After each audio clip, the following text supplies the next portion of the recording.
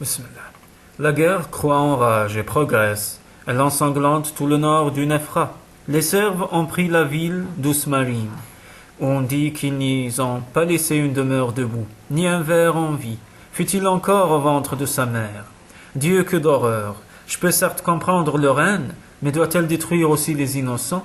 Il y a moins de sauvagerie dans un Orcal que dans un homme qui se déchaîne. Certains tenants, proches de notre région, ont déjà reçu la convocation du seigneur Roller. L'armée se rassemblera à Fontane, avant la fête d'été. J'attends d'être appelé avec terreur. Je n'ai pu encore décider si je respecterai le serment de Rolui, ou si je choisirai de déserter, rompant ainsi la promesse faite à mon père. J'ai honte de moi, et de cette lâcheté qui me pousse à temporiser.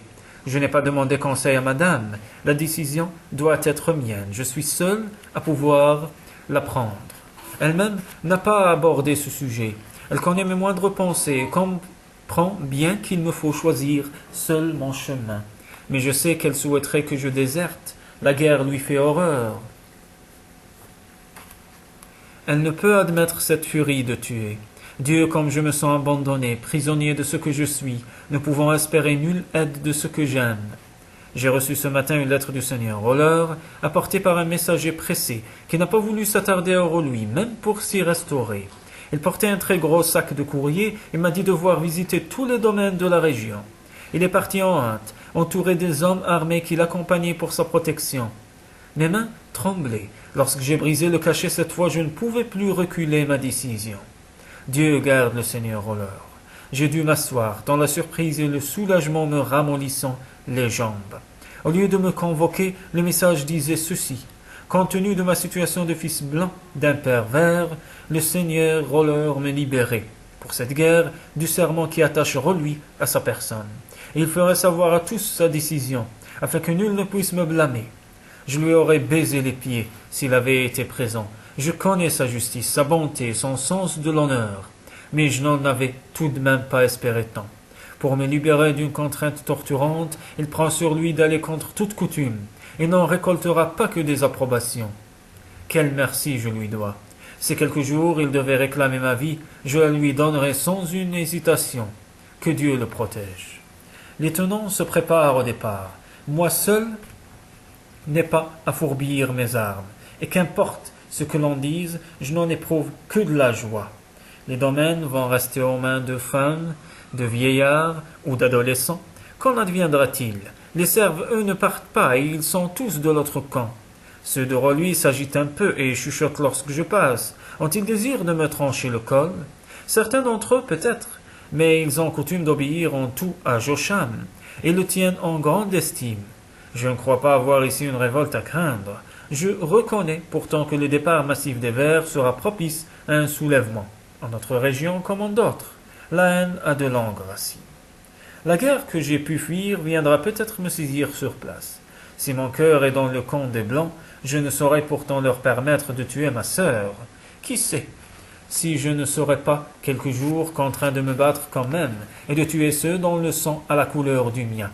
Dieu, je n'ai aucun goût pour les massacres. Aurais-je un jour la paix? Le nombre des Serfs fugitifs s'accroît de jour en jour.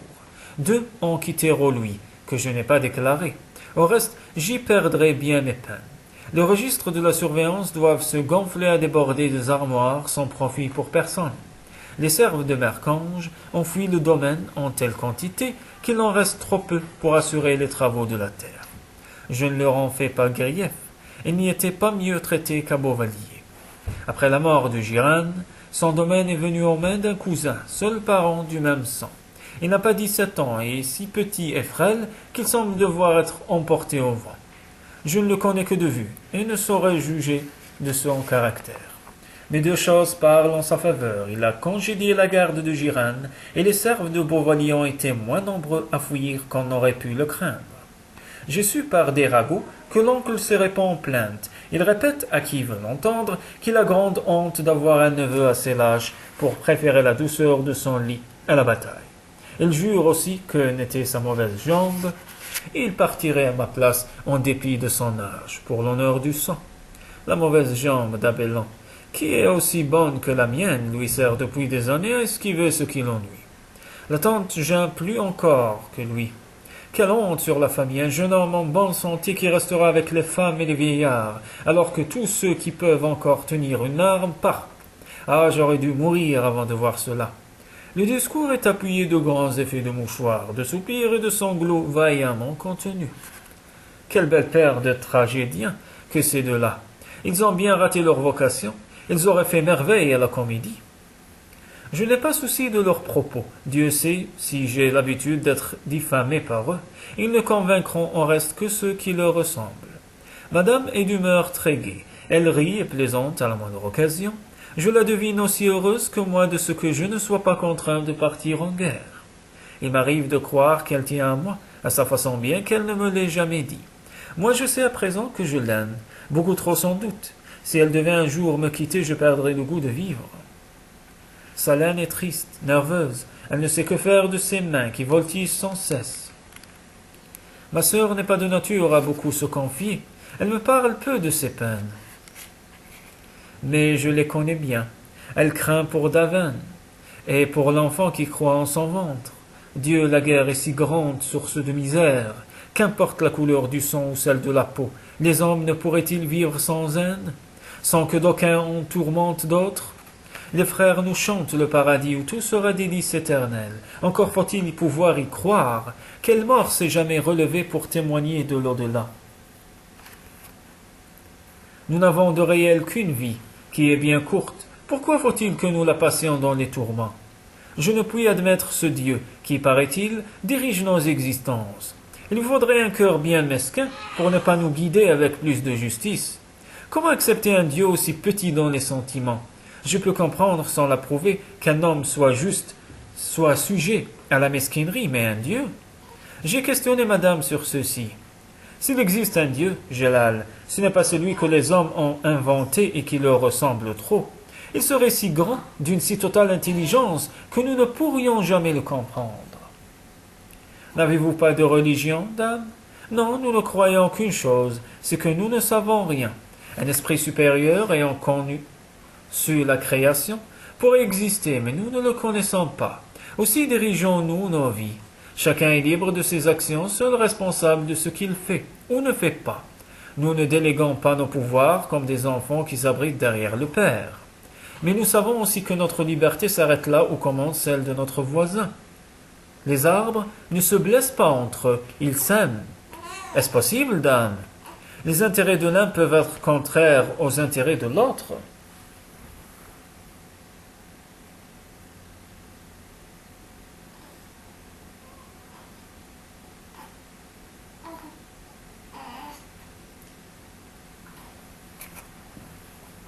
Certes, mais en ce cas, nous cherchons un compromis. Je dois reconnaître toutefois que nos contacts d'esprit nous facilitent l'entente. Comment pourriez-vous savoir ce que ressent votre frère? Les mots cachent tout. Je te connais, Gélal, tel que tu es au fond de toi et tu ne me connais pas. Tu imagines seulement quels peuvent être mes sentiments. Vous pourriez me les dire, dame. À quoi bon? Tu as foi en moi, mais derrière les mots, je pourrais disséminer tout ce que je voudrais. Je ne le crois pas, dame. Vous ne sauriez mentir, pas vous. Elle la rit très doucement. Quelle belle confiance, petit homme. Viens, jouons plutôt que t'en parler, j'en ai envie. C'est ainsi que se terminent toutes nos discussions. Les tenants sont partis en grand équipage, accompagnés de tous leurs parents mâles en âge de se battre. Dieu, quel convoi d'hommes, d'oganes, de chariots, les armures de guerre luisaient. Salène et moi avons regardé passer cette armée de la plus haute fenêtre de Rolui. La file s'étirait dans un bruit de sabots.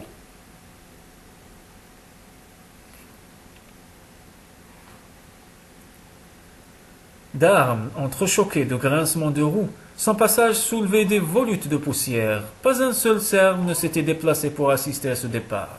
D'ordinaire, ils auraient tous quitté le travail pour venir se planter au bord du chemin.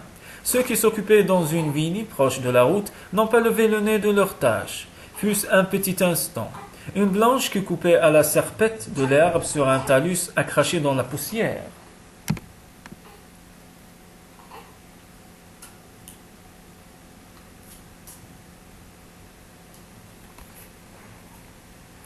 Je trouvais à Salène bien mauvaise mine et des yeux plus cernés que jamais. Je pensais qu'elle doit pleurer la nuit. Gélal, que va-t-il advenir de nous? Je ne suis plus que crainte et désespoir. Il ne faut pas. Tu portes un enfant. Ton seul souci devrait être de lui permettre de prospérer. Tu es trop maigre, Salène. Tu ne manges rien au repas. Tu devrais... Es-tu sûr, Gélal, qu'il sera bon pour cet enfant de naître? Il est là et il naîtra. Ensuite, nous le protégerons. Ma sœur assoupirait sans répondre. Mais je savais bien ce qu'elle aurait pu objecter. Crois-tu vraiment que nous pourrons le faire? Après une période pluvieuse, l'été s'installe. Lorsque vient le moment de la sieste au plus chaud du jour, je m'enferme dans le bureau. J'y revois les comptes et j'y tiens les archives. Je ne sais plus dormir. Pour que je prenne du repos, il faut que mon corps soit très lasse.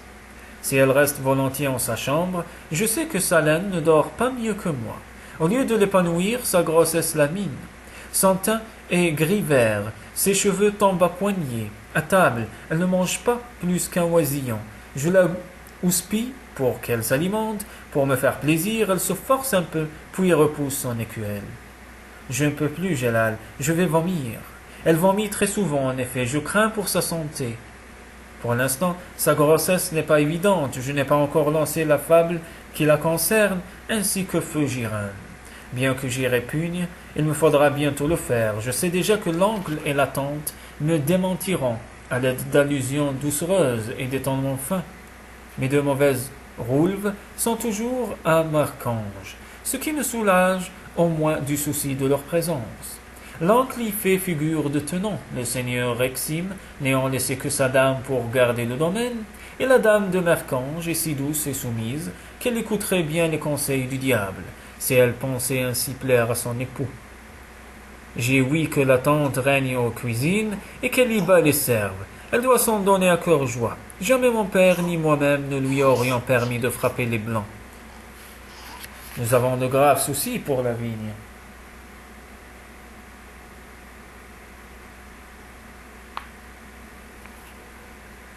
Notre champ de l'Est a été attaqué par une moisissure qui menace de s'étendre. Si nous ne pouvons le contenir, il nous faudra brûler cette vigne pour éviter qu'elle ne contamine les autres. La lutte qu'il me faut mener contre cette maladie m'occupe assez pour que mes nuits soient moins faites de veille. Et je n'ai plus guère de temps pour madame, qui ne se plaint pourtant pas. Jamais une femme n'aurait tant de patience ni ne me comprendrait ainsi.